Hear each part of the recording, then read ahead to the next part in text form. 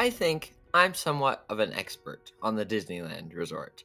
I've been there 4 times in my lifetime. My longest trip included 5 days in the parks, and my shortest trip was in April 2024, where I spent about a day and a half in the parks. I feel like I have done almost everything there is to do at Disneyland, and today I want to share with you how to make the most of your time there.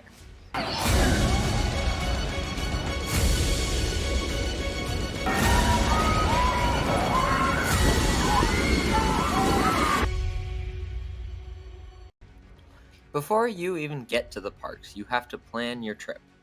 You want to make sure it's not super busy so you can optimize your visit. Going during the Halloween or Christmas events can be fun, but also very crowded. If you want to see some of Disneyland at Christmas time, there is another way. It takes them a few weeks to take down all the decorations and holiday overlays. I've never visited Disneyland during the holiday season, but my favorite time to visit is in January. I've experienced holiday overlays like Haunted Mansion Holiday and Small World Holiday, and seen the castle in its full Christmas glory, and all this without the huge crowds. I think it's a win win. As for other times of the year, I don't know why you would want to go in the summer unless you live nearby, because it's hot and crowded. I would also avoid weekends, but whenever works for you, I guess. Once you've got your tickets, make sure you have park reservations or they won't let you in. Also, in my personal experience, I've found that you don't need park hopper tickets to have a great experience at Disneyland. Unless your visit is short or during a busy time, you probably won't do much park hopping anyway. I won't tell you where to stay in Anaheim, but there are easy options to get into the parks from your hotel. Obviously, if you're staying at a Disney hotel, you can just walk through downtown Disney or ride the monorail to Disneyland. Many hotels have connections to shuttle service to the park, although they're not usually free.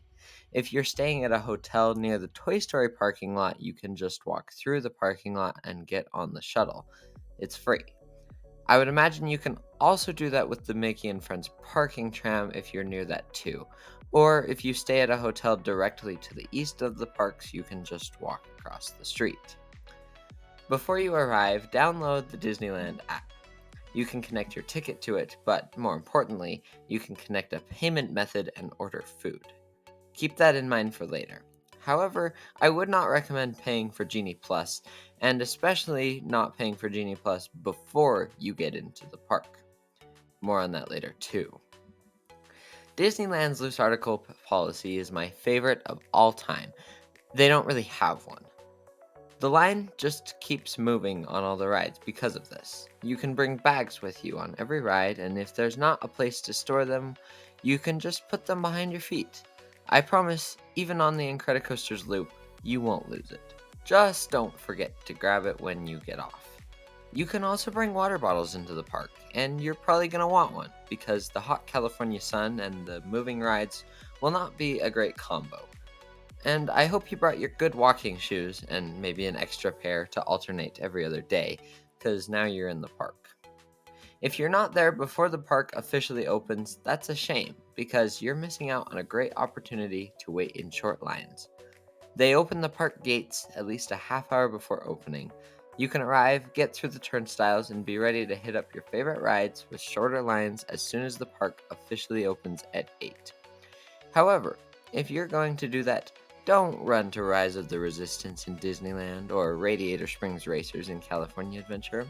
That's what everyone else does, and it's probably when lines for those rides get the longest. Rides like Space Mountain, Matterhorn, and Indiana Jones in Disneyland, or Guardians of the Galaxy, and even Soarin' in California Adventure are all good rides to visit once they drop the ropes and let you into the park. Once you've ridden your favorite non-Rise and or Cars ride once or twice or 5 times in a row, use your handy-dandy Disneyland app to look for fairly short wait times close to where you are. There's no sense walking halfway across the park for a short line because the wait will probably be longer by the time you get there. In Disneyland, it's pretty easy to just spend your day making a big circle around the park riding rides. As time goes on, wait times will get longer though. Just accept that and plan accordingly. If you didn't visit on a weekend or during a busier time of year, you likely won't have to wait more than 45 minutes for most rides. So don't be afraid to wait in standby lines. Often they have really cool theming that makes it fun, although not always. I do have two exceptions to this rule. If you have your heart set on riding Matterhorn bobsleds, you probably won't ever see this line with a short wait, unless you rope drop it. I wouldn't get that mad at you for buying an a la carte Lightning Lane pass for this ride, but the single rider line is a great alternative if you're willing to be separated from your party. The same tips also go for Radiator Springs racers. So now you've ridden a few rides, I bet you're hungry. The handy dandy Disneyland app you hooked up earlier will help you skip waiting in line for food. Just order it and go pick up your delicious food. You really can't go wrong with food in Disneyland. There's so many great options, so try lots of different things. Once it starts to get dark, there's more options for fun. The park has fireworks on many nights, but more importantly, there's nighttime spectaculars. California Adventure has a cool show called World of Color on the lagoon in front of Pixar Pier.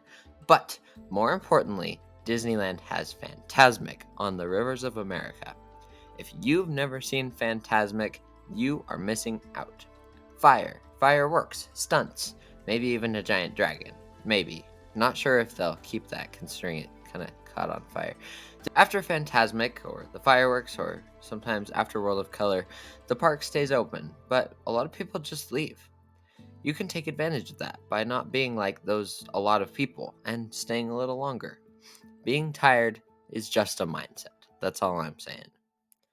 Well, I hope you had a fun day at Disneyland, and I hope you got to ride all your favorite rides and see all your favorite shows. Let me know if you want it in the comments, and I'll make a part 2 that will tell you what rides and experiences and food are worthwhile and which ones you can skip. Also, you can check out my tips and tricks for Six Flags Magic Mountain if that park is in the cards for you. Anyway, thanks for watching, and go have a coaster adventure.